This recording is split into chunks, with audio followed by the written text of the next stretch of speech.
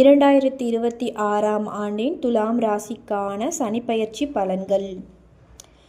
துலாம் ராசிக்காரர்களே, 6 மார்ச் 2026ஆம் ஆண்டில் சனி கும்பத்தில் இருந்து மீனத்துக்கு பிரவேசிக்கிறார். இந்த சனிப்பெயர்ச்சி உங்கள் வாழ்க்கையில் உழைப்பை கேட்கும் ஒரு முக்கியமான காலமாக அமைகிறது. சனி பகவான் உங்கள் ராசிக்கு 6ஆம் இடத்தில் பிரவேசிக்கிறார்.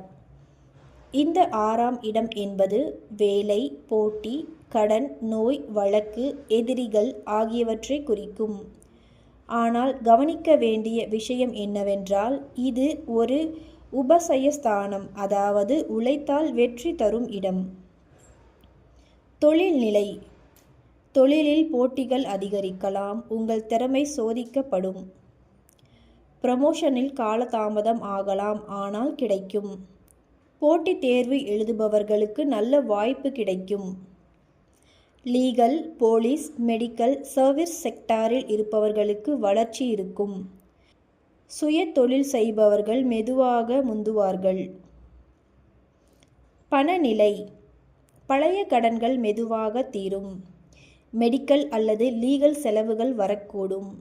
சேமிப்பு அவசியம். காதல் மற்றும் திருமணம். சிறு சிறு பிரச்சனைகள் ஏற்படலாம். வேலை நிமித்தமாக பிரிவுகள் ஏற்படலாம். திருமண தடை இருந்தவர்களுக்கு 2027இல் நல்ல முன்னேற்றம் தெரியும். அமைதிதான் உறவுகளை காப்பாற்றும். குழந்தை பாக்கியம். குழந்தைக்காக முயற்சிப்பவர்களுக்கு நல்ல செய்தி கிடைக்கும். குழந்தை இருப்பவர்கள் குழந்தைகளின் உடல் நலத்தில் கவனம் தேவை. உடல் நலம். வயிறு, ஜீரணம் தொடர்பான பிரச்சனைகள் வரலாம். பிளட் பிரஷரை கவனிக்க வேண்டும். மருத்துவரின் ஆலோசனை நல்லது.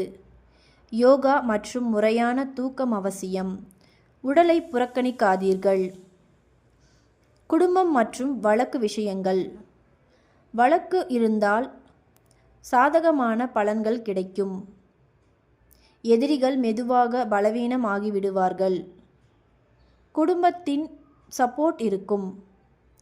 வெளிநாடு மற்றும் பயணம். வேலை சம்பந்தமாக வெளிநாடு செல்ல வாய்ப்பு உள்ளது. வெளிநாடு வேலைக்கு முயற்சிப்பவர்களுக்கு நிதானம் தேவை. முடிவில் வெற்றி சாத்தியமாகும்.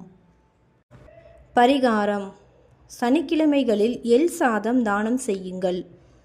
மருத்துவ உதவி தேவைப்படுவோருக்கு உதவி செய்யுங்கள். ஓம் ஹைம் சனீஸ்வராய நமக தினமும் ஜபிக்கலாம். சனி காயத்ரி ஜபம் சிறப்பு பலன் தரும். துலாம் ராசிக்காரர்களே, இந்த சனி பெயர்ச்சி உழைப்பை கேட்கும். ஆனால் உழைத்தவர்களை சனி கைவிட மாட்டார். எதிரிகளை வென்று முன்னேற்றம் காலம் இது. நம்பிக்கை இழக்காதீர்கள். சரியாக உழையுங்கள்.